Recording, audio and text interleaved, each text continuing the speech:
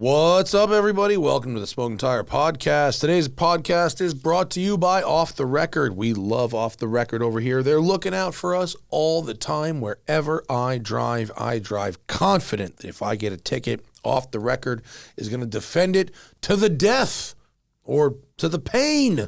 Or in court. They would go to court. If you get a ticket, don't plead guilty. Get Off the Record. Go to offtherecord.com/TST. Off the Record will defend that ticket in the precinct or jurisdiction where you got it, up to and including going all the way to court, trial, etc. You don't have to do nothing after you hire them.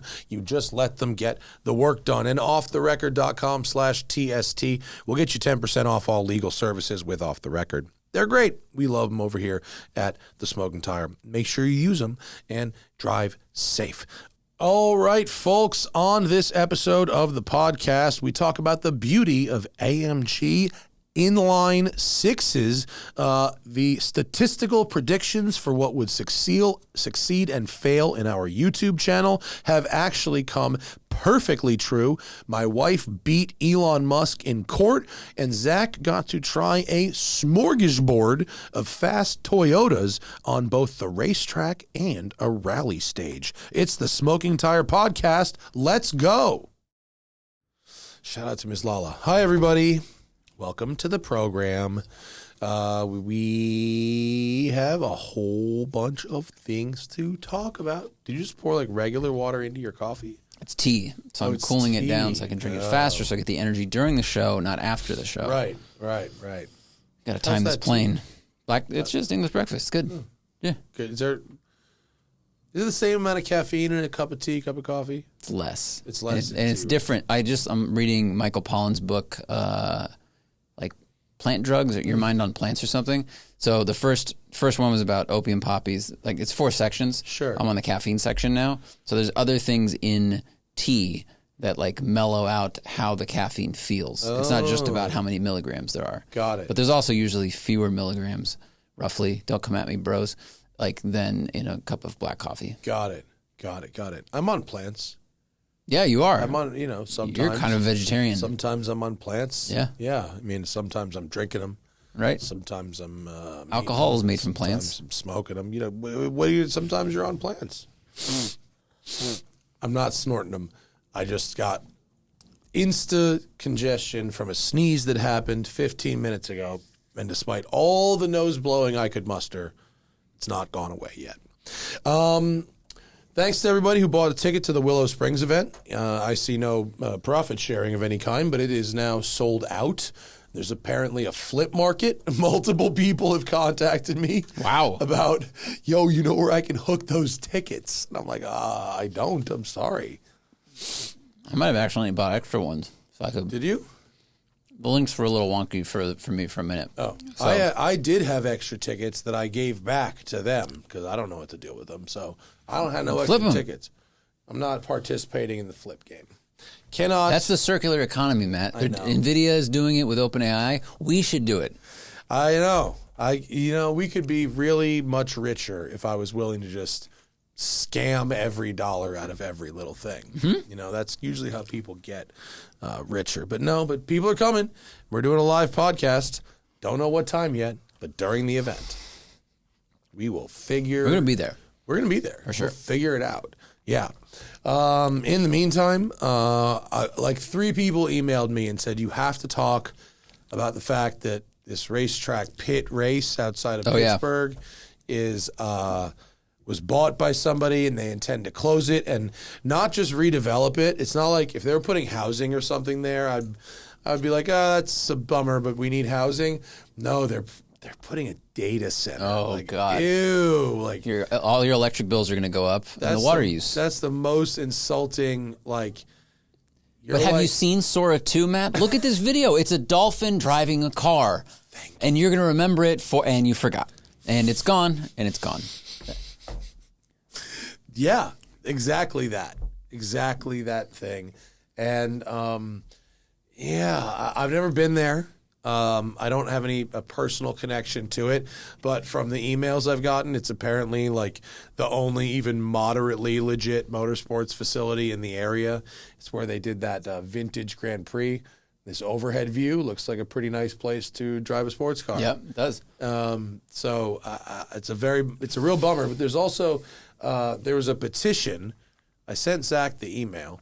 There was a petition that we'll put in the notes of this show. So all you have to do is sign the petition. I don't know what the petition's going to do. This is Actually, it might work because Microsoft just bailed on building a data center near Minneapolis, I think, because the community pushback was so aggressive. Oh, really? Okay, so, cool. Yeah. I mean, there it is. Save Pit Racetrack from closurechange.org. 4,800 signatures. And that's an important part of our car culture. And I swear, I'm so overloaded with news that it's hard to keep it straight, but I swear someone just proposed some common sense legislation that says if you move near or build or buy a house near an existing motorsport facility, you are not allowed to complain. I saw that too. What state was that? I forget what state it was, but finally someone, same kind of thing, like let's fucking go over here. So I signed it, and you guys certainly can too. It doesn't cost you nothing. Let's see. Iowa did it, and land famously full of racetracks, Iowa. Oh, North Carolina just passed it. Okay. Yeah. People might be in NASCAR country. Yeah, NASCAR Protect the Right to Race Act or bill. Yeah, a racing facility shall not be subject to any action brought by a surrounding property owner under any nuisance or taking cause of action if the developer obtained all the permits for construction while the track was there. Where the facility is located on the track. Yeah. Yeah, you can't move near a racetrack and then complain about it. That's like fucking... Oh, yeah, it's like if they built the track or even got all the permits for it before the other developer around it showed up, then you can't complain. AKA finders keepers. That's right. AKA fucking it's very American. There's nothing more American than saying got mine, fuck you. Well, it's funny, it's two conflicting parts of America. There's I was here first, which America didn't listen to when we first arrived. That's and then true. there's actually this is ours. Can you turn this racetrack down? That's actually more American. Oh, it's actually shit. You're right. It's more American to do the shitty one. Yeah. Oh, you're totally actually. Well, yeah. Yeah, no. It's definitely more American to do the shittier one. You're very right, Clavin. If your last name is Custer and you own a racetrack and you're mad about the neighbors getting mad at you, that's an awkward moment. Come to the final night of destruction at Custer Raceway. It's going to be a big one. Come on down. But anyway, to go back to that's why it's very important that Willow Springs is a success. So we don't end up in a place where they have to sell it and build some fucking data center. Because, dude, that's where they would build a data center, isn't it? Like just on the edge of like a smallish town. Probably. That doesn't have the power to fight them. Kind of middle of nowhere. They should build a data center at California City if they're going to do it. Right. Like just no one's there. Yeah. For the most part. Yeah. There's, I think, like 12,000 people there. Maybe. Then go further east. Yeah. There's no one there. Keep going. Just go to the desert. Speaking of, did we actually ever talk on the show? Because it happened while I was gone. Did we talk about it when I called in from the racetrack about Hannah's lawsuit? No, you texted me. I texted you. Are you allowed to talk about it? Yeah. Okay. I just want to make sure. Done. All right. So, I mean, for those who didn't know, my wife used to work at Twitter. And there's a lot of people that, like, don't understand how timelines work and like to think that, like, I only don't like Elon Musk because of the Twitter layoffs, which is a hilarious thing to think because I literally they use the same one where I called him a fraud on Joe Rogan. They use that clip also. That happened before she even worked there. So those two things can't also be true. Right. Point being, right? It's the same. Yeah. So, point being, when she and 3,000 whatever other people were fired, more than that, however many it was, she didn't take the settlement. She fucking fought the fascist. She sued, and it took 2 years and whatever, during which time she mostly was not working. But she fucking won. That's awesome. She won, essentially, 2 years of salary. She won all the stock she would have gotten, but at like 30% interest on all of it. Really? Yeah. So it's not like retirement money by any means, but like, and it doesn't necessarily make up for the mental anguish of being like cast aside as worthless, and then along with thousands of other people, and then not being able to find a job for 2 years. But it does more than financially make up for it. And like, most importantly, like, you fucking beat bullies by standing up to them. Totally. Like, you don't, like, I think it's the percentage of people that are winning their trials, just in the law firm that she worked with, is like high 80s. Like the high 80, if you fight him, like high 80s is your percentage of winning. Because they didn't have grounds for firing. Yeah, because they just said it bullshit. and hoped it would go through. Bully. Yeah. So anyway, she has won a fucking enormous amount of money, which is great. Now we're going to redo the landscaping in the front yard. She's going to go get herself some fucking diamonds, get iced up. And we're having T-shirts made that says, "I beat a fascist in court and you can too," which everybody should be wearing those. Yeah, pretty much. But yeah, I mean, look, I guess it was in some ways like a privilege to be able to fight. She didn't need to like live on the 1 month salary that they were offering in that 1 month, and maybe other people did. But it, definitely was the right move to like tell him to go fuck himself and sue. It's another reason, among so many reasons, that having like an emergency fund for everybody is like you should do that. If you don't have one now, start saving for one for so many reasons. But sometimes these companies will fire people and they'll offer you pennies for silence or acceptance. Yeah. And to be able to say no and keep your integrity is a privilege and a strength if you can. And I will have to see how much she's comfortable saying, and it'll not until the fucking money hits the account, but like, she signed the original paperwork when she went to work there, but she did not sign the thing, when she was fired, where it was like, take this money and sign the fucking non-disparage. Like, she signed the NDA in the beginning, but did not ever sign like the non-disparage. Yeah, so that's the one I think she can tell some stories. Pretty sure the printer story is too good. The bit that was reported on the printer story, like code. The tiny bit that was published in the news, isn't anywhere near as funny as the entire truth of the printer story. It's fucking too good to not tell.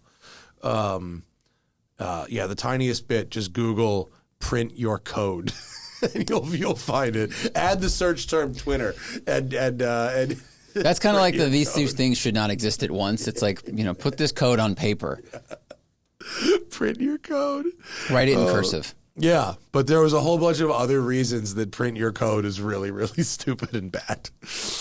But yay for my wife. Fuck fascists.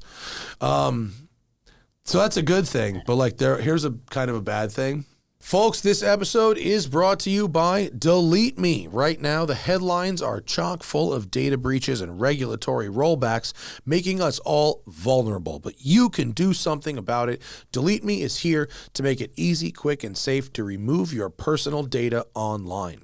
DeleteMe is not just a one-time service. They're always working for you, constantly monitoring and removing the personal information you don't want on the internet.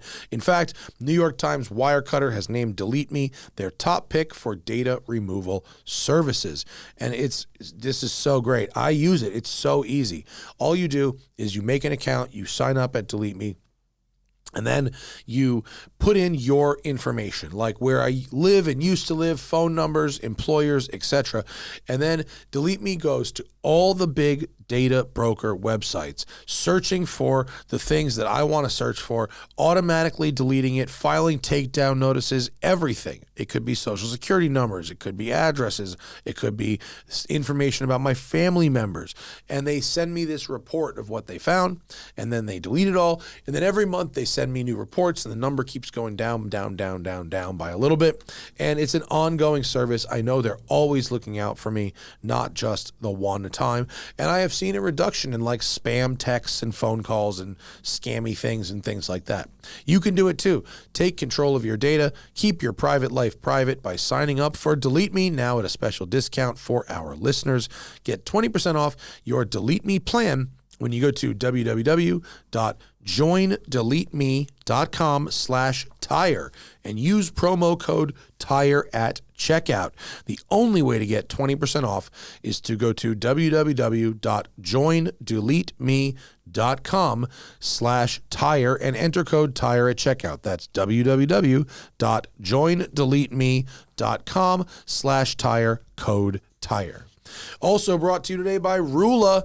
Rula is, guys, this is so money because it is so hard to find the right therapist. That's just hard in itself. How do you know? You're going to go, I'm going to tell a stranger all the things about me that I really don't tell anybody else. That's why you go to therapy, to have that impartial, dispassionate person help you talk through things where you can't talk through them with your friends or your family or whatever.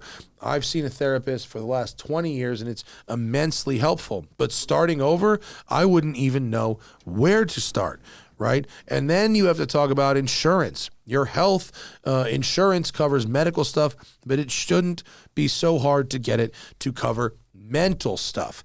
And so Rula is here for you. Telehealth from Rula is more convenient and accessible for millions of people.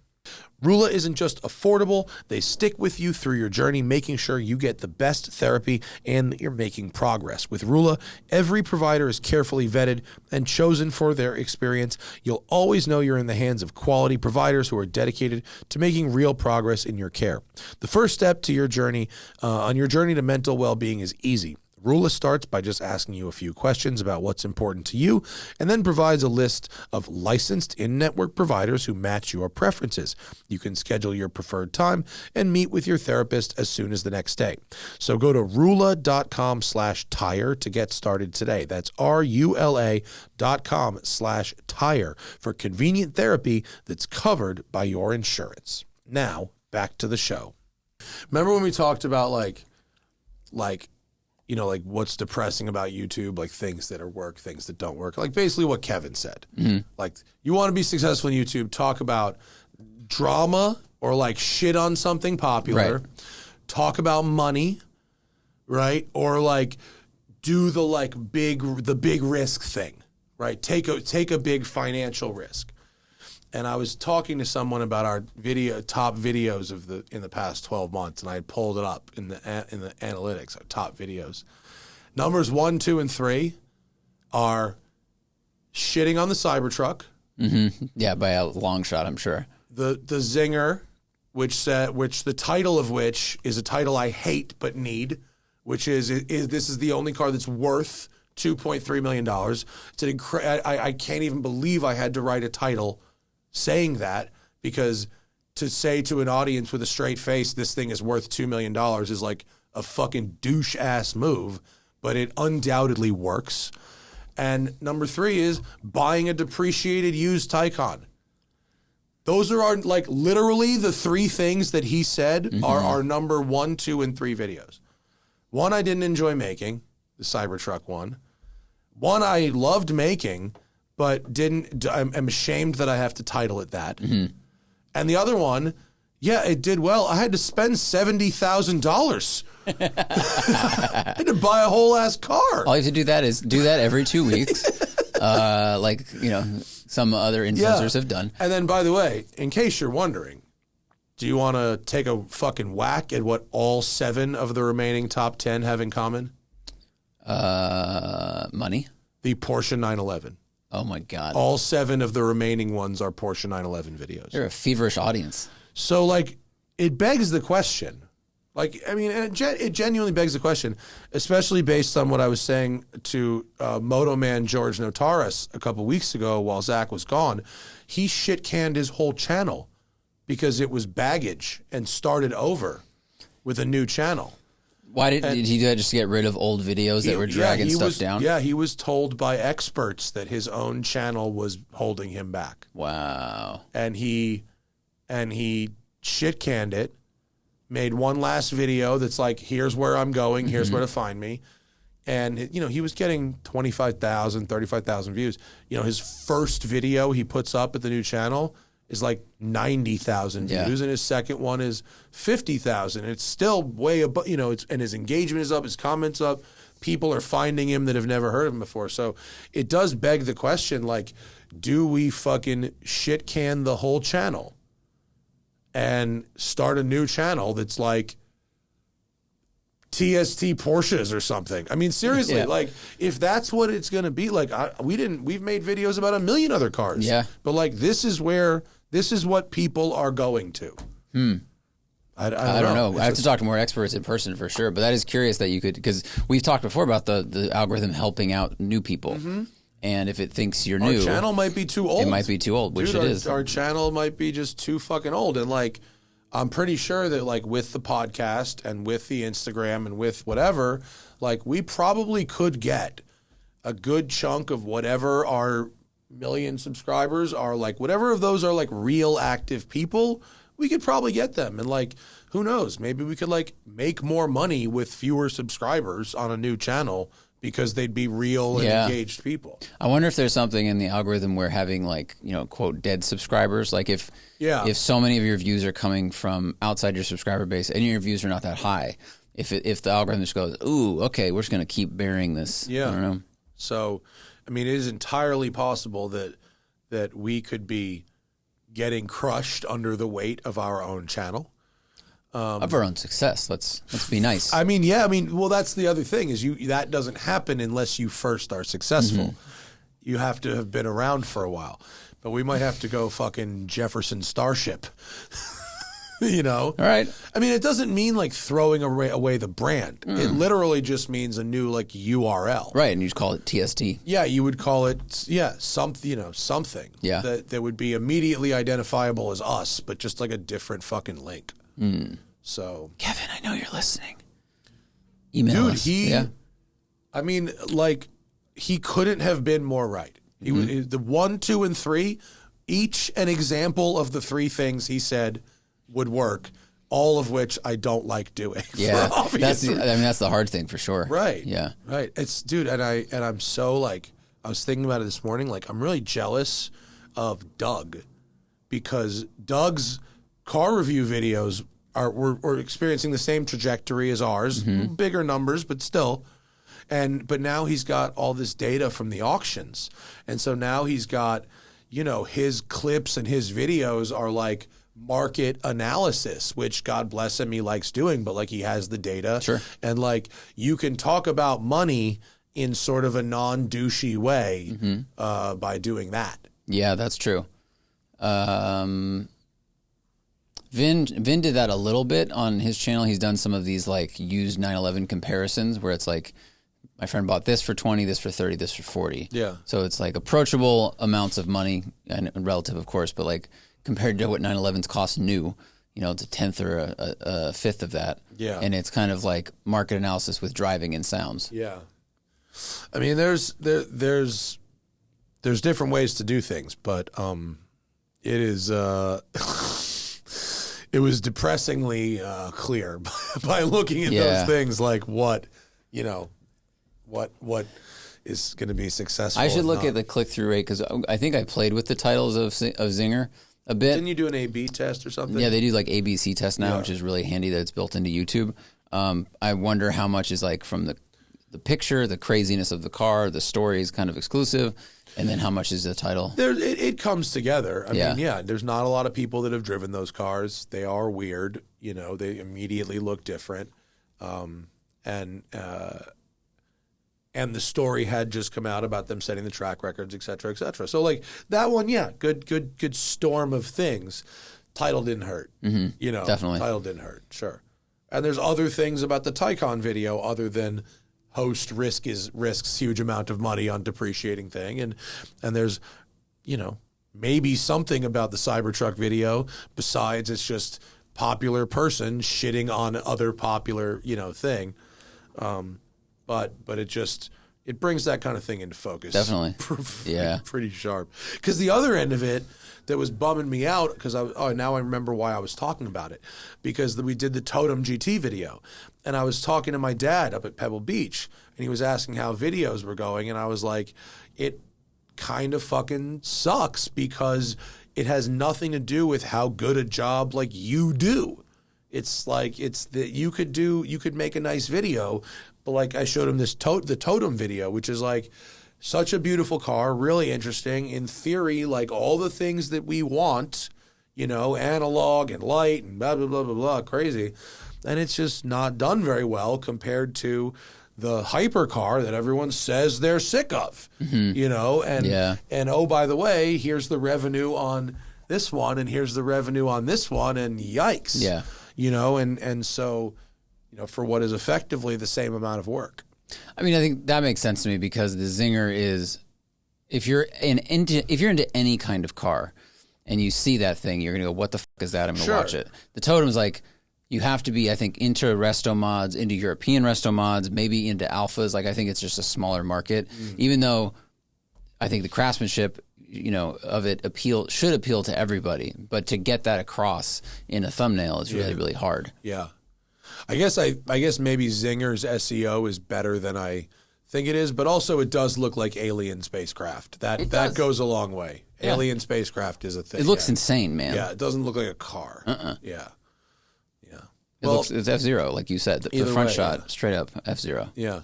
They can't all be that, unfortunately. Yeah. And if they all were, the audience would get bored. Yeah. And actually, I read through some of the comments in the Totem GT video. It seems like a lot of people were commenting about the tire rub. I mean, on the one hand, to give a car like that to the media to drive on video where you know what's going to happen is sort of terminally stupid. That's just a dumb thing. It's because people are going to remember that. Mm-hmm. Like someone goes, "Oh, did you see that video? Have you seen this Totem thing?" Someone's going to go, "Yeah, I saw Farah's video. It like rubs everywhere. Like, what the fuck is that about?" And they're going to remember that thing. Mm-hmm. It's not. No one's going to be like, "Oh, well, if it's a magazine test and they can't hear it, you could forgive it." It was basically set to like show car height for Quail to like look cool. Like they lowered it, essentially, and they didn't raise it back up a little bit for us to drive it. That's what Ricardo said. Okay. Literally. I didn't think it was that low, but I will say that it's a new company, and if that's all that's wrong with that car, which to my opinion really was the only negative, then they can change that pretty easily. Well, there was two negatives for me. One was the steering feel. Oh, that's right. The geometry and the way that changed, and Ricardo from Totem pretty much said that really can't be changed. That's because they had to bend the steering shaft around the much wider twin-turbo V6. Remember, there was a straight line 4 there, so the shaft would just go straight past it. Now it's got a knuckle in it. So that and then other geometries, like there's just not really a way around that. Got it. Because they have to sort of use the firewall from the original car. It's right. Kind of like all that's left. So, yeah. Okay. And then, so there's that, but then it also was rubbing in corners. He said, look, we set it really low so it looked really cool at Quail. The normal ride height is like, half an inch higher, and it doesn't rub.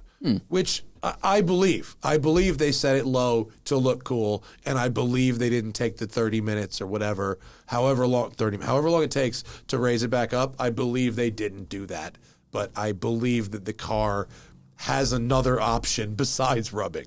That's what I'm saying is I think it's not a flaw, like a fundamental flaw to the construction of the vehicle. Right. It's something that they can get rid of. Right. The steering, unfortunately, it sounds like they can't get rid of. So, if you're shopping for these, test drive one first. But, I think they're going to see this video and they're going to go, we don't want this to rub, and they're going to, make adjustments or have someone else drive it or whatever. And like, I have faith that company will be around because I think their work is so good. Sure. Yeah, no, it's not even the steering. Like, it's not great, but it's like, man, the rest of that thing is so nice. Like, maybe I wouldn't like it, but like most people would live with it. Most people wouldn't see it as much of a problem as I do. But like, it's a very beautiful car. It sounds really cool. It's clearly, it looks fast on video, which is a tough thing to do. Yeah. You know, for a car like that, it looks fast, but like it's actually far faster than it looks. It's really, really, really nuts. So please go check out that video. It's over on the Dead and Dying YouTube channel. We have to figure this one out. And before we get to some questions, because we do have a lot of those, some saved from last episode, some new ones. You know, I'm driving. I've had a bit of a revelation today. I'm driving this Mercedes CLE 53 convertible, and this has the inline six in it.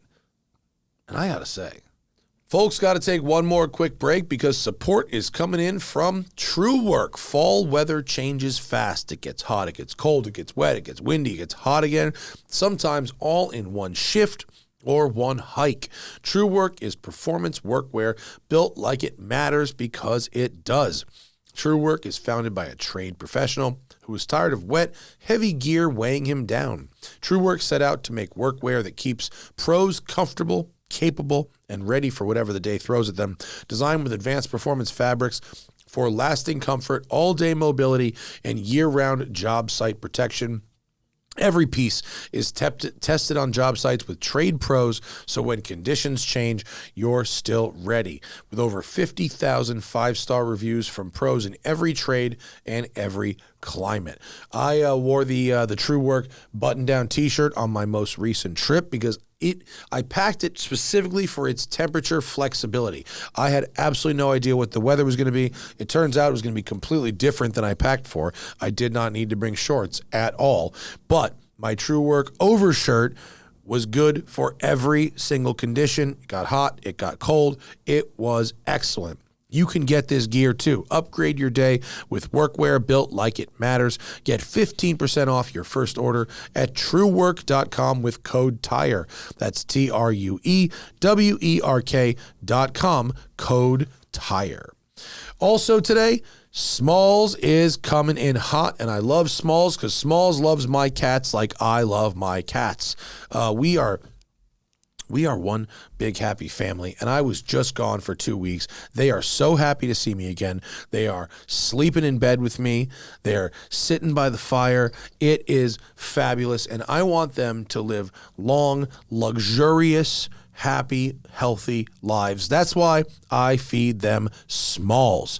My cats, they can't live without it.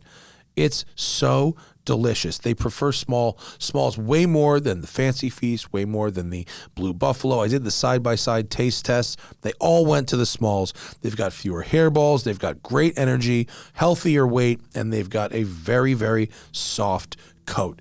My cats love me, and I've actually done a new thing where I used to, for a long time, I mean, really like 25 years of owning cats, I had all my cats eating from the same bowl.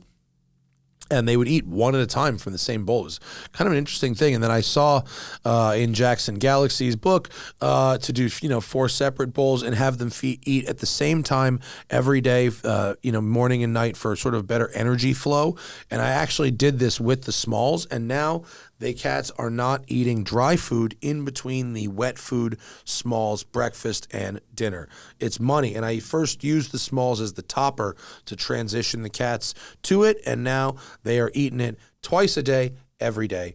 It is great. So what are you waiting for? You can give your cat the food they deserve too. For a limited time, because you're a listener of The Smoking Tire, you can get 60% off your first order plus free shipping when you head to smalls.com/tire. That's smalls.com/tire. One last time, 60% off your first order plus free shipping when you head to smalls.com/tire. And now, back to the show. And I gotta say, this is the motor. This AMG once did some pretty cool inline sixes, like back in the day. Like the W124s had inline sixes, and they had a couple of nice inline sixes. There was like a C36 or E36 AMG that was like pretty cool. It had like a hot, dual overhead cam head, and it was sort of like a BMW S54 type of engine. So this has this 6-cylinder, and man, when you it's smooth, really nice. I think the car looks great actually. When you rip it, this thing is this has this real nice slick inline 6, like a BMW on a good day, like a good BMW inline 6. I hear what you're saying. Yeah, go fuck yourself. I'm into it. Now, would you take this over and 4-liter, twin turbo V8 well, from that's AMG? not like an option right now. Like that 63 is like the 4-cylinder. That's right. Like, that's gone. So this is definitely better. This is way better than the that, 4-cylinder. Yeah. Way better. And obviously that 4-liter V8 in the big E63 is awesome. But given what's great about AMGs is the real AMG engines that feel special are good. Mm-hmm. And that's kind of what makes it. And so this one is one of those where you go, okay, it's not the most powerful. Can you actually look up? I don't even know how much power it makes. I'll know when I need to know. I don't need to know yet. I've been driving it for one day. How much power does this make? Let's see. 429. Yeah, it feels quick. It's a mild hybrid, so it's got a little bit of electric, electric assist. The stop start's really nice. Got good seats. I actually really like the ride. And is there more information? The convertible is $100,000 even, and this one's got a bunch of options on it. Good paint, good wheels. But oh wait, I might have been wrong. It might be 600 horsepower. No, that's an E. This is the CLE, which is going to be more like the C class. Let's see. 443. That's probably okay. Right. Yeah, okay. 443 at 5,800. Yeah, that seems right. So it scoots. It feels powerful and quick. I like this. And it doesn't feel problematic the way the inline 4 is so buzzy and it that feels ruins like a the luxurious engine. Yeah, that's the problem with those 4-cylinders is they're juiced up. Yes, they objectively make a bunch of power, but they feel like tuned up Evo motors. They don't feel like luxurious product. Yeah, this is a luxury engine for sure. I'm into it. Yeah, and actually my trainer, who is the arbiter of is this car cool in the streets? He was he saw that car and he was like, how much is that? 150, 160 grand? And I was like, no, it's 100 flat. And he was like, that's it. That's the one right there. It looks good. It looks better than the SL. It looks nice. Nice. Yeah. I haven't seen the front of it. I think it was parked here when I got here, but the engine makes sense. I know I'm biased, but the inline 6 is just the lack of vibration. It's a smooth, luxurious experience. Yeah. In a car like that, it makes a lot of sense. Yeah. If you're going to go lesser than the big, rowdy, rumbly thing, don't drop to this buzzy 4-cylinder. Yeah, especially this is the 53, but that's somehow the 63. Fuck out of here. No, that's no good. Yeah. So, yeah. Let's go to the people. Actually, can we talk about Toyotas for a little bit? Oh, dude, I've completely forgotten. Because I went last week, 2 weeks ago, I went to Sonoma to drive every Toyota available on the planet. Okay. This was Toyota-thon. All right. And what I think it was is, me being a cynical, sarcastic asshole, was they don't have any major changes to any of the cars, so they just brought everything. And they're like, do you want to drive all these little increments at the track? And I said, yes, I would love to do that. Yeah. Because the great thing they did, they had the 2026 GR Corolla out there. They had the final edition Supra, GR86 Yuzu edition, and then Yuzu edition. It's the yellow. Fruit? Yes, it's yellow. It's got quad exhaust, and it tastes some brakes delicious when you lick the dash. Yeah, exactly. Yeah, you can eat the car. You can eat the car. The snozberries taste like snozberries. 100%. It's a very cool. It's a good yellow. It looks a lot like Sonic Yellow or anything else. And then they had the Corolla cross cabrio hybrid thing, and I was like, I'll drive on the racetrack, please. Mm-hmm. But open lapping. Wait, no. Yeah, yes, open lapping once you do orientation, but you had to do a pit in, pit out. Couldn't do flyby on front straight into turn one. Kind of understand why. Also disappointing. Kind of understand why. They made up for it. They let us drive a rally course like a dirt road with no walls. I was shocked in the GR Corolla. It was like 2 miles long, dude. Really? Yeah. So I'll tell that story first. All day. Their line for it was big, so I got in line for that. And you go for a ride with Ryan Turk. Super fun. Video. I'm putting up a little Instagram video tomorrow.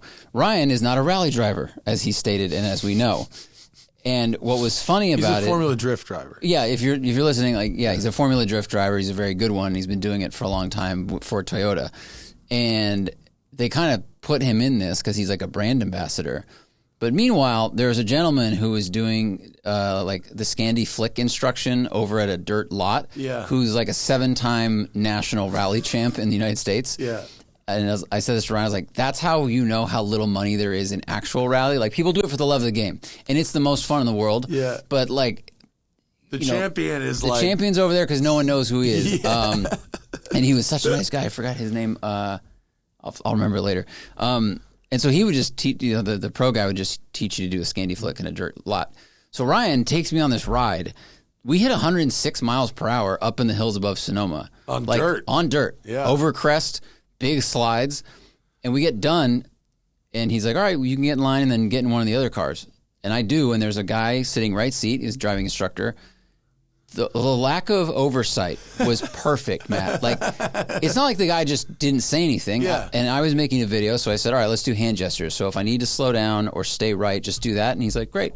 That's what we did. Mm-hmm. I didn't hit anything. He didn't poop. Yeah. But, I mean, I was sliding this car at 60 miles an hour. Awesome. Like left hand, third gear, and then there was a handbrake turn at the bottom of a hill.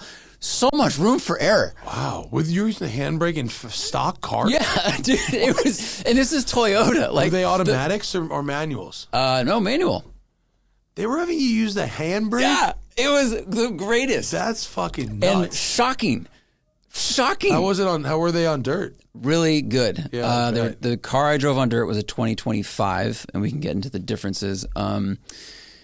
I was very impressed with how it soaked up all the little bumps and ruts, and it just felt like really composed going around. Thing rotated really easily. Tires, I think it was on PS4s. On the dirt? Yeah, so at 70 miles an hour, it starts to like hum and skim. Yeah. I felt it much more than when Ryan was driving. When he was driving, I was having a good time. But when I hit 70, I was like, this feels up on its toes, you know? But dude, the rotation was good. I mean, turbo lag is very evident after the handbrake turn, especially. But those things have no balls below like $4,000. You know? That's why the tack is like so. If 1,000 to 4,000 RPM is like 1.5 inches, and then 4,000 to 7 is like 6 inches. Yeah, it's very clever of them to do that. But the shocks did a great job. The diffs did a great job. I didn't do left. I think I left foot braked once, and of course it's Toyota, so it cuts the throttle. So you really have to be careful about that kind of on-off stuff. You know what didn't? The Audi RS3. Oh, really? RS3 would let me left foot brake. Actually, I was kind of impressed, and the Golf R did too. Did you have to put it in a mode to do that? Or? Yeah, the maximum whatever. I mean, it wasn't like a special mode, but it was like whatever the highest performance track, or I think in the Golf R was Nürburgring mode. Mm. Yeah. I understand why this car doesn't do it because of, a little unintended acceleration thing back in the day. Right. But it did a great job on the dirt. It was a really good time. That's sweet. And then drove it on the track. And driving generations back to back to back is so valuable because the leap from 24 to 25 in the GR Corolla was so noticeable. They had changed. They put there's a new spring inside the shocks. They had a softer rear sway bar, firmer rear springs. They put thicker bolts in it, which they had on display, which I thought I made fun of it at the time. And then the rest of the presentations, like, we also changed the bushings, the springs, put a spring inside the shock, changed the sway bar. I was like, you should focus on that. Yeah. Because that did a lot. The bolts are kind of while you're in there. They did the bolts for the 2024 year, but what I noticed is that the 24 car feels soft, the steering just feels like a little bit too squishy and light. And you could feel the rear inside wheel picking up on some of the tighter corners in Sonoma. 25, that was like gone. And then 26, they retuned the steering even more. They changed some suspension pickup points. And then the big thing was they added 46 feet of glue to the shell. And they, that was like 25 was like they did a big changes. Yeah. And then now they're like, we added glue. Which does a lot. I mean, I think they did that on the Civic Type R or something. That was a big story. But coming from the 25 where you could feel these huge changes, the car was way more planted. It rotated better. 26 was like small tweaks. Did feel better and had even better squat. They're changing the car every year, though. They are changing the car every year. And it is improving. And it was good to have that perspective. It was fun. The only 24 I drove was the Morizo, which was like the crazy one. And I didn't love, I mean, I liked it on the track. It was very stiff and abusive on the street. I thought it was kind of silly. The 25 premium was nice, or whatever the middle one, the good bits. Is it premium? I think so. Whatever it is, that was nice. That's all you need, I think. Yeah. I had a great time driving it on the track. It felt way more like planted, agile. Everything about it was better. And the 26 was even better. But if you get a 2025, like, you'll still be happy. Yeah. But I would definitely get that over the 24. Cool. What else did you drive? I drove a Supra, which that was like really small changes. Where's my note? Supra was like a lot of software stuff. They changed diff maps, shock maps. They quote, revised the camber angle. That's called an alignment. That was in the presentation. Revised camber angle. That's a pretty good one. I like that. I'm going to use that. That was funny. Little stronger underbody brace and some aero tweaks. That was harder to notice the difference. And like, what it was interesting is jumping from the GR86 to the Supra, and then you notice how heavy the Supra feels, and it's a fast car. But you just don't feel like you're as, I don't know, like locked in. It just doesn't feel as focused. Most the GR of the time, so good. I think the 86 is actually the better car. Yeah. in a lot of ways, other than just speed. But through the S's, Yeah. I mean, the GR86 obviously changed its direction more quickly. It just feels lighter and more fun. And I like that car so much. Yeah, I wouldn't be surprised if the downhill sections of Sonoma, if your sector times are better in the Corolla. I mean, obviously uphill, yes, power is gonna carry you. Although a lot of the uphill sections at Sonoma, two of the three uphill sections of Sonoma are braking zones. That's true. Turn 1 is a braking zone. Turn 3 is a braking zone. And then whatever turn up the hill before going down the big carousel. That one's on power. But that's only one. On power. Oh, the inside mildly uphill inner back straight. Almost flat nearest makes no difference kind of thing. But I mean, the Supra was much quicker than the GR86 there. But like, I think I bet the difference would be less than you think. I mean, I think so. Yeah. It was a really fun day. But the changes to the 86 was Brembos and better dampers, and like the Yuzu gets the performance stuff that the other ones got. Yeah, but it's mostly just appearance stuff. It has quad exhaust, which like. It's a lot, one per cylinder. I know, and but I know they did it with the STIs, but the GR86 engine is like better, naturally but aspirated. Yeah, come on, we don't need with naturally aspirated for it. It's just too many exhausts. It's a lot. It's trying the try hard. Oh man, speaking of which, the new John Cooper Works Mini. They do the center tailpipe. The new one is center. It's just one, like a Boxster. Not a double, it's just one, but it's one round, like two. It literally looks like a bunghole. Yeah. And here's what's really crazy. It's actually a dual exhaust, but the other outlet is hidden under the fucking bumper. So there are two outlets, but you have to look at the rear angle. I bet you no one's actually taken a picture of it. Yep, there it is. Look at the little blue bunghole.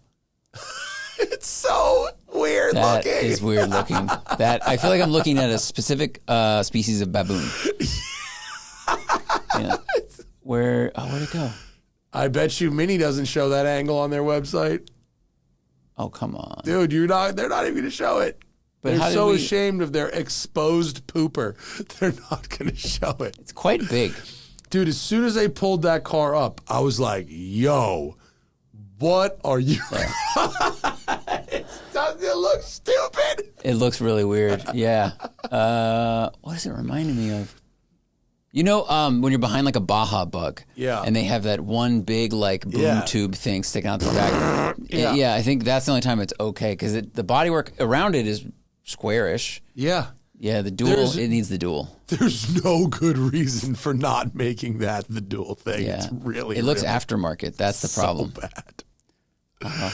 I don't know, like Mini, like come on, what are you guys doing? Because their dual exhaust looked great. It did. It was always a great symmetrical fit. Dude, this is the JCW. Like it's always Mini has been base one, single tip, SJCW, double tip. Always. Like this is very sad looking. It looks like it's just got a prolapsed anus, honestly. It has a busy weekend. Wow. The Mini Poppers edition.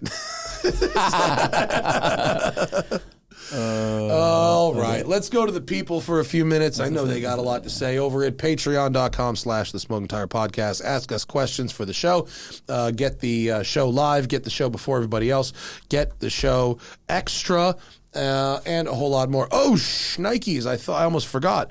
I got to do a shout out to Built by Basil. I think it's Built by Basil. Might be Basil. Bezos? Not Bezos. Definitely not Bezos. Built by Basil, for making me this custom shifter knob for my Spider. It's made from old skateboard decks.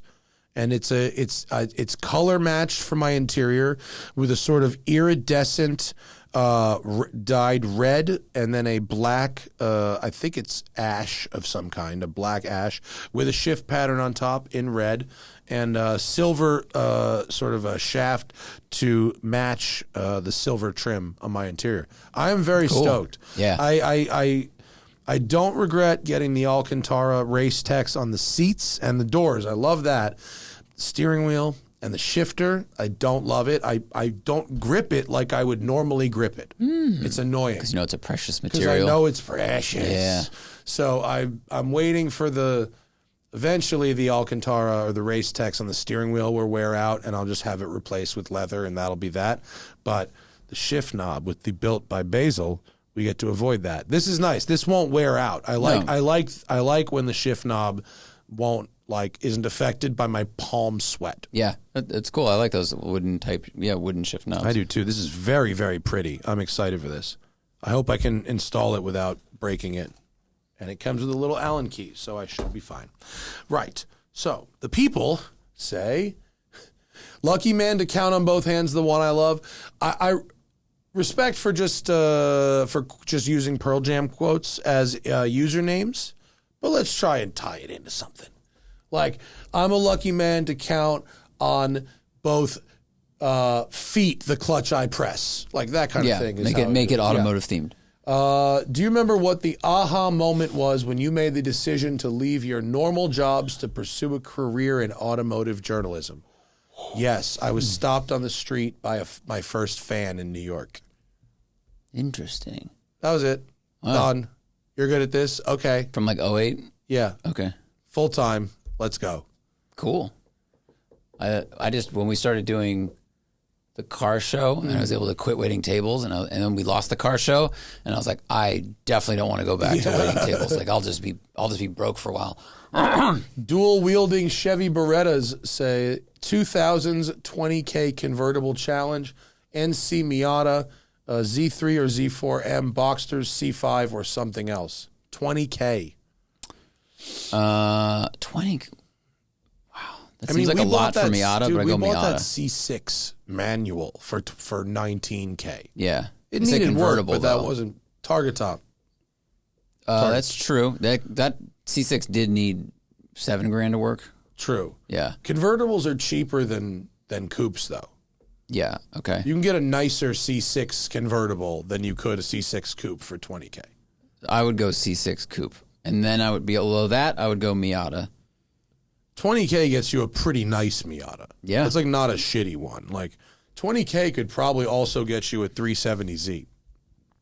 Yeah, but I got to listen to it. My thing with Miata is the only car that when I drive it now with the top down, I go, this is great. But when I drive a Corvette with the top down, I go, I wish this was a coupe. Yeah. I just want the top up. I'll tell you what, wild card, you could get the nicest E46 330 CI convertible around. Like the nicest one around for $20K. That's true. Yeah. Or probably like a driver grade E46 M3 SMG if you wanted to as well. Grounded to the ground. Do you remember a time when you saw a nice build go one mod too far? Yes, I've seen that. I've seen it a lot. You know where I see it a lot is like in Porsches with like specifications where they do one custom color thing that's like too much that fucks it up. Like, you know, what does they say? An engineer knows how to build, an artist knows when to stop. So people don't like know when to stop.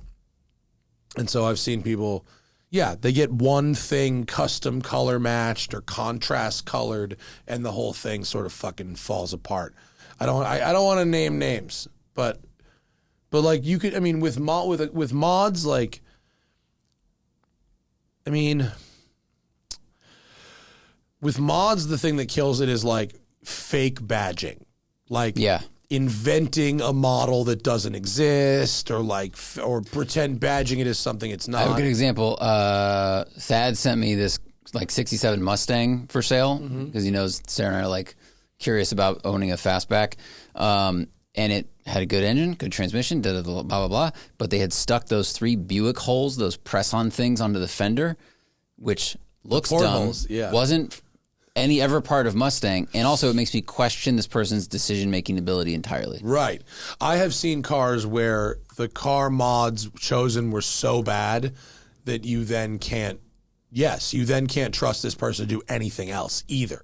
Because like that's where you decided that was good. Yeah, this person used like castor oil for oil changes, you know, or like peanut oil. Yeah. Into the Void says, Zach, how content would you be with a G80 M4 and a Rivian as your 2-car garage? Why is that specific to you? I have no idea, but I just rode in a Rivian R1S when I was up at Button Willow. Nice car. Ride isn't good. We've talked about this before. Yeah. R1T rides well. The R1T is better. And the G80 M4, I think, also rides too stiff. So I'd be stuck with 2 cars that I don't really like the ride of. Also, I wouldn't want the M4 because the 2 doors is too long. It seems wasteful to me. So that's not my jam. Yeah. Datsun says, started listening to from the beginning and got here. Wow, nicely done. Given the amount of tech and ADAS systems that are so common now, beyond the Manx, any interest in older cars where a relay is as advanced as technology gets? Not really, no. I mean, even the Manx runs on a Motec, dude. You know, the Manx like has an old vibe, but like is a modern engine running on a full on like motorsport grade ECU. Like I think I was thinking this month I would write a column for Road and Track about why it's important to like support these companies that are building like really nicely done like old cars, but that are designed to be driven in like the modern era. Like that could be like Revology, it could be Manx, it could be Icon, it could be like Singer, whoever the fuck, and there's other people making different stuff, but like that shit is just way more interesting to drivers than even like the newest supercars or whatever. So like I don't want something that's like carbureted. I don't really give a shit about that. But stick shift, key start, sure. Simple interfaces, not a lot of screens, knobs, levers, count me in for that. But electronic controls on the engine. I like fuel injection. I like an ECU. I'm okay with those. That's not too much for me. Right? Are you in that same boat? No, but I like old cars. We've talked about it. Like I like muscle cars. So, but I want it to work. Some cars it seems like work better with an EFI system. Some cars get confused or grumpy, and they work fine with carburetors. So I just want something that works. But the old simple shit is a good time. And I don't mind the existence of ADAS systems as long as you just turn them off once and then they stay off. I mean, I don't want to have to fucking hunt and peck for 30 seconds every time I start my car. Like, fuck that, dude. Johnny E.V. Gierberman, do you think manual swapping an SL500 R129 would be worth it for a vintage GT? I think it could. I think it could potentially add some interesting flavor to that car. Yeah, definitely. Would that be better than the generation we drove? I mean, that's really I just think you'd end up up. to you. I think you'd end up in kind of the same place. Yeah, R129s are soft. They're squishy, but they did make a factory manual. Camisa owned one, 6-cylinder only, a 320 manual, 91 to 93. I think you get it, but like it brought a lot of money on bringing trailer. But like, yeah, I think a manual swapped SL500 would be very interesting. I really do, and I think it probably would be a cool talking piece, and it would probably be very nice to drive, and you'd probably get your money back out of it if it was done well. It's probably easier to do than the 04 that we drove. There's probably less computers. Probably. Yeah. It makes a little less power, so you're a little less wear on the gearbox, but like it could probably be cool. I think it'd be fun. It probably feels sort of like a Corvette, honestly. Just like the one that we drove did. Mm-hmm. Demerit Parkway. Excellent.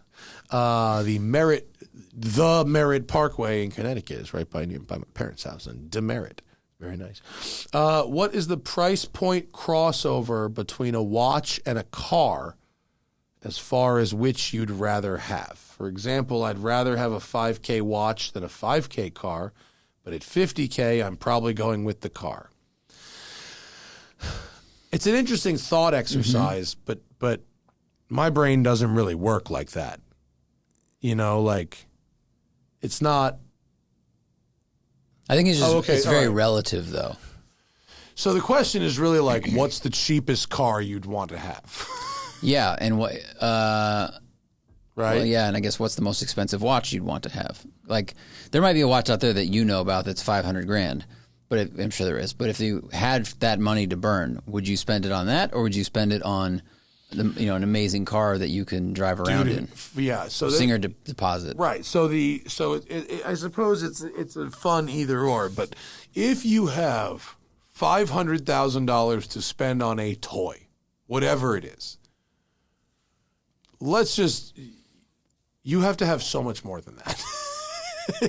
It's like you can't. It won't be either or, right? So I would say that the cheapest car in today's world that I would realistically want to spend any kind of money at all on is like 10 G's. So like under 10 G's, like, right? Like you're like, yes, there's some like gems out there. There might be some super special thing for like no money, but like if you're talking about a car you or I would want to buy, 10's pretty rock bottom.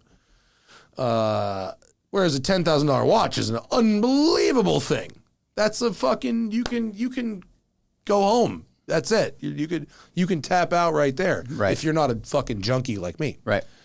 So 10 is the number where watch beats car. Anything under 10.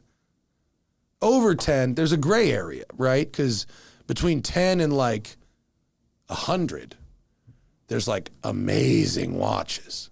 And amazing cars. And amazing cars. And so now it's like, well, what and are actually, we doing over here? In that range, you're getting cars that might also be appreciating. Correct. Like you can get both cars and watches that are investment grade. Mm-hmm. So now we're not necessarily spending. Now we're parking. We could get that money back. And then over 100. Like I'm not. Yes, there's one or two watches that are deep in the six figures that I think are amazing. And if I was really rolling like that, I could somehow justify spending $200,000 on an MB&F legacy machine. I would not feel comfortable wearing it outside. And not because I'm like one of those, they're going to cut off your hands people. Like that shit is, not saying it doesn't happen, but that shit is way blown out of proportion. But still, I'd break it. Like, you bump into a railing. I'd smack it into something. Yeah. Like, I couldn't be trusted to wear something like that around. And that's why I wouldn't buy it, even if I had the money, because I'd fucking wreck it.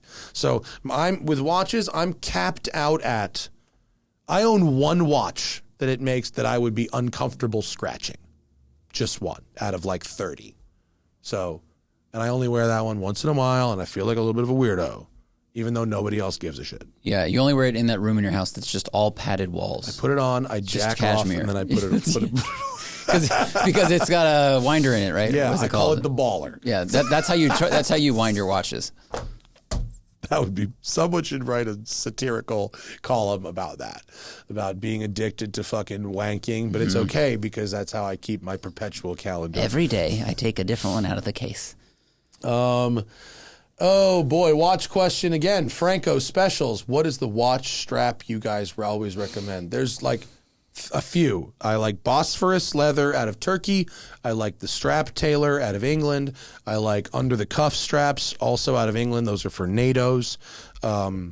I like Rubber Bee and Everest if you want the rubber Oyster Flex style straps. Horus straps makes a good strap. And I did taste the Frank Sinatra Jack Daniels. It was good. Thank you, Franco. Control Alt DeLorean. That's a good one. Good, yeah. I recently had a child, and I was thinking about starting to get a few watches to keep to have something to hand down to her when she's older. What would be the best investment? I mean, dude. That's this one. It's no one knows what the future's going to hold. Yeah, this is so like. Here's the thing. You had a daughter, something to hand down to her. Women like Cartier. So you have two schools of thought here. One is you buy yourself a watch, you wear it, you make memories with her and stories, and it's your watch, and you eventually pass it to her as a memory of you. Mm-hmm. Or you buy a dope, whatever dope Cartier tank you can afford, and stuff it in a safety deposit box. It's not going to appreciate. It's just going to be what it be, but women love Cardi. Because another thing is a watch that he might like that fits his wrist may not fit her may wrist. Or may not. And so that's another thing of like handing it down, like now you can wear it. And she might go, that's a 42. I don't wear a 42. Right, yeah, now that's the thing. You know, if you're going to do the move where you wear it yourself, you should pick something on the smaller side so that if a female wanted to wear it, it wouldn't look insane. Mm-hmm. Hannah wears a vintage men's watch that I got her. Her watch is a 34 millimeter, but that was a normal size for the 1990s when that watch was made.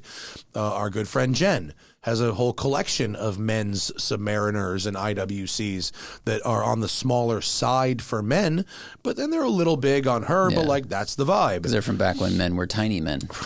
I gave my mother a Notice Canyon, and she has a fucking tiny, the number of links I had to take out of this fucking thing to fit her, I was like, I took out all the links.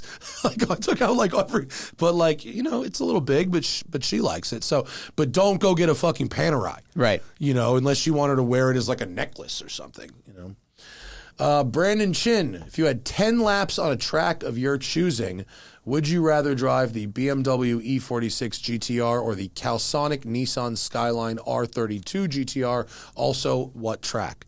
Easy. Calsonic Bathurst. I'm going to go M3 GTR because I know that I just want to hear the noise and have the oversteer, even though the Calsonic is such an important car in history. Nürburgring? Yeah. Nürburgring. I wouldn't even make it a lap. I'd probably crash. I suffer from Lotus Electre. Electre dysfunction. That's pretty funny. You've experienced your stance against Instagram handles on cars in many podcasts, but are you willing to make exceptions? I've personally experienced 2 positive examples at car meets. I see someone's amazing build, but the owner's not nearby, and being able to find their IG to see the build process can be enlightening. 2, it's easier for owners to find cool pictures of their car posted online from the car meet if I can tag them in the post. In either of these examples, they don't post any illegal driving. I mean, yes, I suppose that those are helpful situations if you did want to like find pictures of yourself and or find the person driving that car. Right. Look, for every bad spiritual leader that gets caught touching a kid and gets sent to jail, there's probably one that doesn't do that. Yeah. If you don't know what I'm talking about, check the news. Yeah. No, look, I think it's fucking lame. I do. I think it's fucking lame. If you're at a car meet, like, that guy will be around eventually. Wait. It's okay if you don't think it's lame. It's really okay.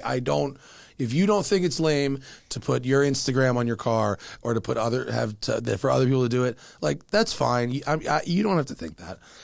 I think that. I think it's fucking lame. So whatever.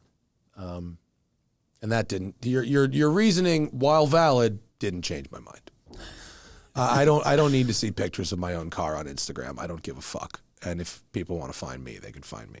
But like, I get it. Sure, it's either of those two things involve people wrapping up their personalities in their cars, which I don't think they should do. Oscar Myers Manxmobile, that's fucking pretty good. Pretty good. I just got new tires and an alignment for my daily crossover. Something seems off, but I can't tell if it's the tires or the alignment or a little of both. Can you describe and differentiate driving characteristics attributable to the tires versus an alignment? Man, that's tough. Mm-hmm. That's fucking tough. Okay. Well, let's process of elimination this one from cheapest to most expensive, right? Cheapest fix is you should check your tire pressures. It's possible someone didn't do a good job of setting your pressures. Sure. So if your alignment is good and your tires are all brand new, your pressures might be off. Maybe one's a little low or two are a little low. So once you get that sorted, next is make sure that, assuming your daily crossover, these are probably not like directional tires that are where one is mounted backwards potentially. But if they are, for some reason, directional tires, there'll be an arrow pointing forward. Which way they should roll. It says rotation. So you want to make sure that those two things cost you zero. Next, something feels off. I wish they were more specific, but I would say that if you address those things, if the car is pulling in a direction and if you're on a road that you know is flat, it's not crowned, it's not, cut because of semi-trucks driving on it, it's not slanted at all, it's not grooved, find a road that is, let's just call it neutral. And I think if the car is pulling, then it's probably an alignment issue. Mm-hmm. Because if you have new tread on all four tires, they're all even circles. There's no reason that it should pull one direction or another. Yeah. And yes, something seems off is a little vague. So the pulling is your obvious one, that once the pressures are set, it shouldn't pull. The last one is your steering wheel could be misaligned, which happens sometimes. A lot. It's happened. I've had to go back to alignment shops multiple times because my steering wheel alignment was off 1 or 2 degrees, and it drove me off the fucking wall. So that's another one where your car could actually be tracking straight, but your steering wheel's off. So you're now holding your steering wheel straight, creating a misalignment. Yeah.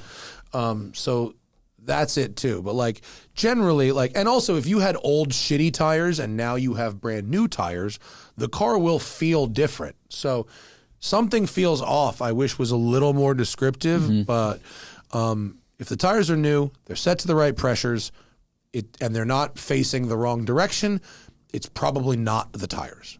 It's probably alignment or steering wheel alignment. Yeah. Either way, once you check your tires, you're going to probably end up going back to the alignment shop. Probably. Yeah.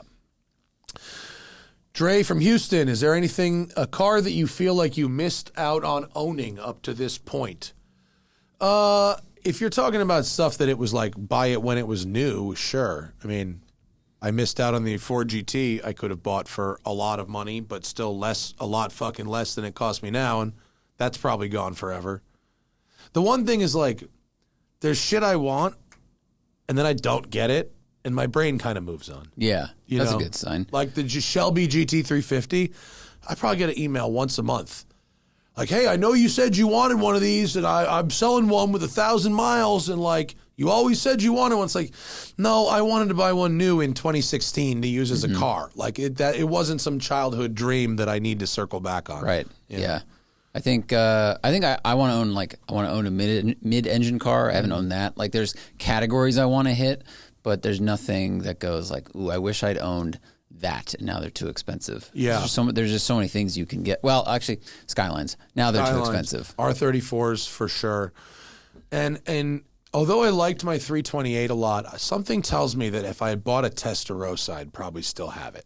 I think they're a little more comfortable, a little more refined, and a little more, not usable. They're the same amount of usable, but you don't think that would overlap with the Countach too much? Well, the Countach hasn't been driven this whole time, so probably not.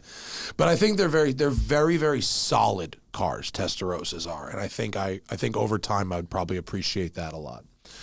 Plymouth Jewish Space Laser, nice. Would it be Jewish Plymouth Space Laser?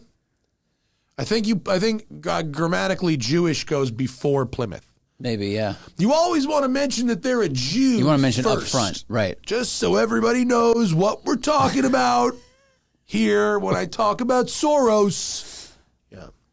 I've had my SLK 55 AMG for a couple of years. Rare car. Very interesting and rare car. You should manual swap it. Was looking into supercharging it, but after watching your SL manual swap, I'm starting to think that might be more fun. Thoughts? Yes. 100%. I guarantee you, if you manual swap that car and you hate it, you get 75% of the cost of the swap back when you sell it if you market it properly. That's a car that somebody would see on fucking Cars and Bids and go, oh, that looks awesome and it's already done. Yeah. You know what I mean? And even for you, I think if you've already liked the car, don't supercharge it. It does not need that. That's dumb. The real problem is the traction control system on those, which is heinously bad. You'd have to eliminate it entirely, and then you'd have a little fucking hot rod. It would be a good time. But yes, manual swap all day, every day. Let us know how it goes. Bad Gardener says, numbers and income aside, how do you feel about your current place in your journalism careers? Do you think you're as satisfied as you've ever been in Kings of the World? Are you still building? Do you miss the TV days, even though they didn't pay? I don't know. How do you feel? I miss the TV stuff because we got to do adventures and like plan the adventures. I mean, we didn't get paid a lot doing them, but the money that went into the production budget allowed us to do cool stuff. So that was really fun. A King of the World? No. I mean, I think we're all, I feel like I'm still evolving and, finding things to do and, exploring the different ways you can be an automotive journalist, host, whatever you want to call it. Yeah. It's when you work on YouTube and doing podcasts, like, yeah, okay, numbers go up, numbers go down, whatever, but we're just here kind of by ourselves.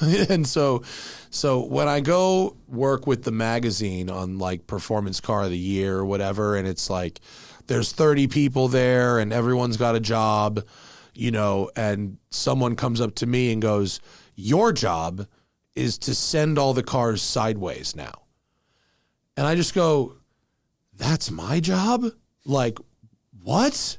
Like, there's like fully imposter syndrome because I am not Chris Harris and I can't do some of the things that Chris and Jethro or like one of these psycho British guys can do. But at the same time, it's like, okay, like a little bit of pressure. Like fucking like you could have an expensive day right now. So, you need to like up your game as high as it goes and like fucking do a good job here and make this look awesome, but not break the car. And, if you do it right now, but still like to go back to 30 years ago or 35 years ago to go one day, someone is going to ask you to slide a Lamborghini to look awesome for a magazine. And that's the thing. Like this magazine that you're reading, someone's going to go, hey, Matt, you $500,000 car, big fucking slide, 10 guys with cameras. Okay. I mean, is that in a way that's what you've been working towards? Sure. So it's cool. Yeah, I mean, if you don't get to set the lap times, at least you get to do the slidey bits. Yeah. Like it's one or the other. But like, it's not. And I do think in some ways the magazine offers a lot of what the TV show offers, but it's more fun because you don't have the bullshit stuff that goes with TV production that makes the fun thing less fun. Like with the magazine, a lot of ways it's like actually more pure. You have to stop down to do still photos and like whatever, and you have to sit at your house and write it out. But like you have the adventure in a very pure way, which is really, really nice. That's fucking good. And also, when you grew up fucking having people tell you that you're like only anywhere because your father and this or some a little bit of money or blah blah blah. That didn't come from that. He can't drive for shit. He can't drive for shit. He tapped out in that McLaren after 3 corners.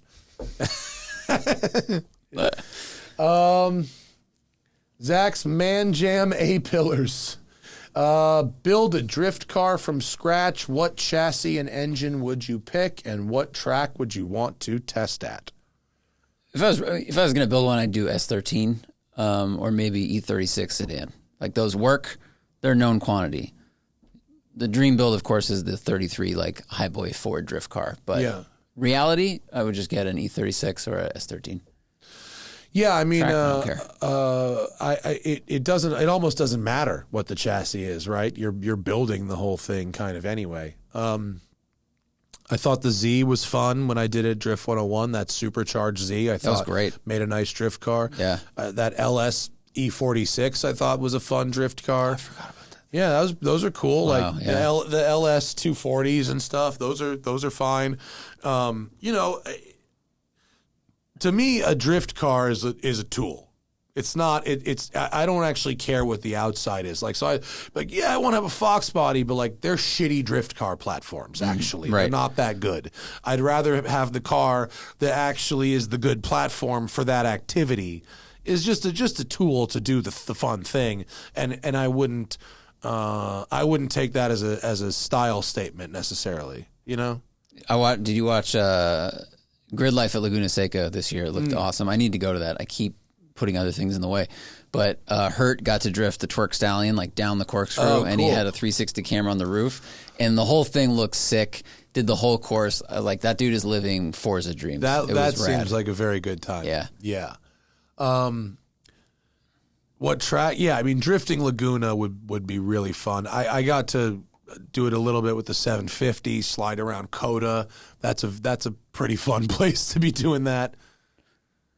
What's I don't know, what has great like back and forth S's, like linking stuff like that? Something. Oh. Well, no. Road America. Yeah. Road Atlanta. Road Atlanta turns like 3 through 5 or whatever has good S's, and then that whole at the end of the back straight you can use with the actual Formula D section. Yeah. Road Atlanta would be a good, fast. Yeah, it'd be a good one. Yeah. Timmy, would I ever drive the Demand Spider on track like at the new Willow Springs? I'm curious how far off a Spider would feel from a GT4 on track. I mean, they shouldn't feel really any different. I mean, they're the same from the shoulder down. They're exactly the same car, exactly the same. The roof structure, and there's a wing. So I suppose you'd have more rear grip on track with the GT4. Maybe like a little better turn in, possibly from some difference in chassis rigidity. Maybe. My car now has PS4S's on it, so it wouldn't have as much grip as when it had the cup tires or if it had the Dunlops. But like, it really wouldn't be like. I mean, it would be fast because of the motor, but like it wouldn't be that much different. Like I don't think it would be able to. Like, it's not like I wouldn't drive it on the track, like, but like I'm not going to go out of my way to, because I'm not going to learn something new. I don't really give a shit. I don't think it's a compelling video. The audience has told us 100 different types of ways they don't like fucking track videos anyway. So that's okay. Comfortable as a street car. Okay, wait. What's happening here? Basically. Oh, I have no idea. I mean, the first half is like call Paul and what's Paul and Todd? Hooked on Driving? Is that what they Everyday bought? Driver? Oh, yeah. I bought Hooked on Driving, right? Isn't that it? I think so. Yeah. Whipped Cream Saves Lives. Where do I do track days in Utah and Colorado? I don't know for sure, but Hooked on Driving is our friend Paul and Todd. They're out of Utah. High Plains Raceway has great instructional days at east of Denver. Go there. As does Utah MC, Motorsports Campus. Yeah. And PPIR has stuff too, Pikes Peak International Raceway. And let's see. And I'll be going with OEM tire sizes. Would you recommend to install parts from Carbon for suspension, such as monoball kit and toe link, or just stick with OEM and Okay, wait, hang on. I'm guessing you've never done track days before, which is fine. Just based on the type of questions here, this is a new track person. Don't fuck with your car. Right. Just leave it alone. Go to the track, see what happens. Leave all the systems on, listen to the instructors. eventually, not in day one and probably not in year one, but eventually you may want to change some of the characteristics of your car. And if that time comes, then you can start talking about it. But like, because you want to have the knowledge to understand why that part of your car is inferior to what you want to do. So if you just go buy this monoball kit and stuff and put it on because the forums tell you to do so, you won't know what it was beforehand. You won't really feel what it's fixing. So I would take that money that you'd spend on mods and spend it on tires, track days, instruction, and then you'll be a more informed buyer in the future. Yeah. Do the Lancer Evolution. Last one, and then we're out of here. What car owner stereotype do you think holds the most truth? Mine was when I worked at a Volvo dealer.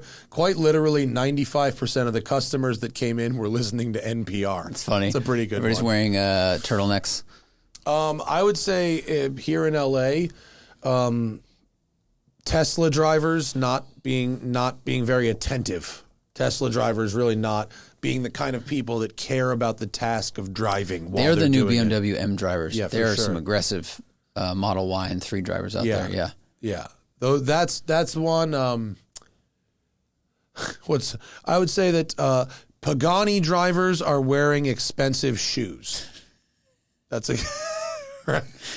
Very relatable. Yeah, everybody around the country is like, yeah, relatable. they're probably tired of that example. I mean, like the Porsche people and the color, the thing with colors and options, being obsessed over. I did Spike's show earlier today.